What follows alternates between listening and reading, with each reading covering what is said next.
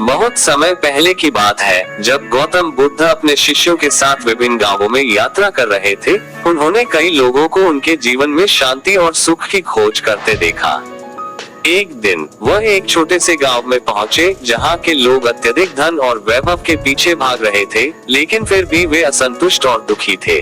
गांव के लोग बुद्ध के पास पहुंचे और उनसे पूछा, हे महात्मा, हम बहुत धनवान हैं, हमारे पास सब कुछ है, लेकिन फिर भी हम सुखी नहीं हैं। हमें शांति और खुशी क्यों नहीं मिलती? बुद्ध ने उनकी बातें सुनी और फिर मुस्कुराते हुए कहा, मैं तुम्हें एक कहानी सुनाता हूँ।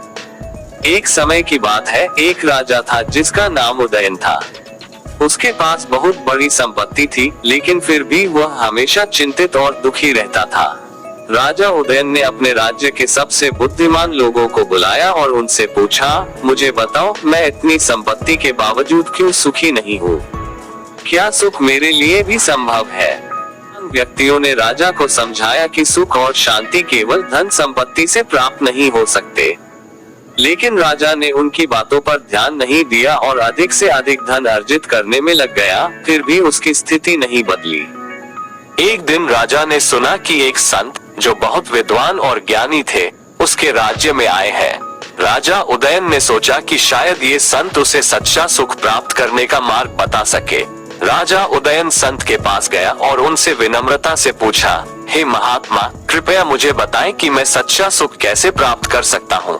मैंने बहुत धन अर्जित किया है, लेकिन मैं फिर भी दुखी हूँ। संत ने शांत स्वर में उत्तर दिया, राजन, सुख और शांति तुम्हारे भीतर ही है, लेकिन तुमने इसे बाहरी वस्तुओं में खोजने का प्रयास किया है। सच्चा सुख प्राप्त करने के लिए तुम्हें अपने मन और आत्मा को समझना होगा। राजा ने उत्सुकता से पूछा, लेकिन मैं ये कैसे कर सकता हूँ? मुझे मार्ग दिखाएं। संत ने कहा, सबसे पहले तुम्हें त्याग की भावना को अपनाना होगा।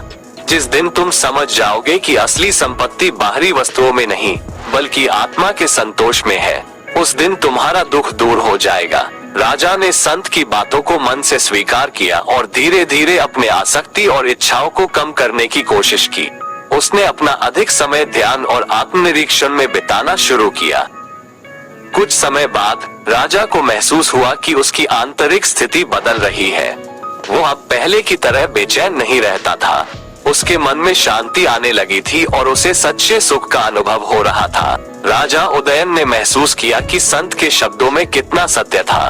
उसने अपने राज्य में लोगों को भी यह शिक्षा देना शुरू किया कि सच्चा सुख बाहर की वस्तुओं में नहीं, बल्कि हमारे भीतर होता है। गौतम बुद्ध ने इस कहानी को समाप्त करते हुए कहा, तुम लोग भी राजा उदयन की तरह बाहरी संपत्ति और भौतिक सुख सुविधाओं के पीछे भाग रहे हो, लेकिन सच्चा सुख और शांति केवल तुम्हारे भीतर ही है। जब तक तुम अपने मन को शांत नहीं करोगे और अपने भीतर के सत्य को नहीं पहचानोगे, तब तक सुख और शांति प्राप्त करना असंभव है।